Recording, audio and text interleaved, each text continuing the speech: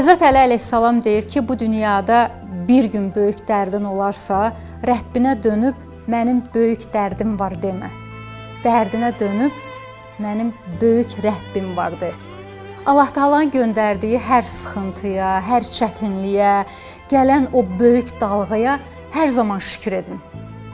İnanın ki, o şükür edəndə Allah Taala özü asanlaşdırıb yol açır. Heç vaxt Allaha üsyan etməyin. Əksinə oturun, danışın Allahla. Allaha möhtaclığınızı, acizliyinizi, sən ol deyərsənsə olur. O dua zamanı sənin dilindən o söz fəryadla çıxır, göyə çəkilir. İnanın ki, Allah Taala elə tez eşidir sənin səsini. Özü də həmin vaxtlarda insanın içində bir səs olur. Kimsə sənə deyir ki, hər şey yaxşı olacaq və həqiqətən də hər şey yaxşı olur.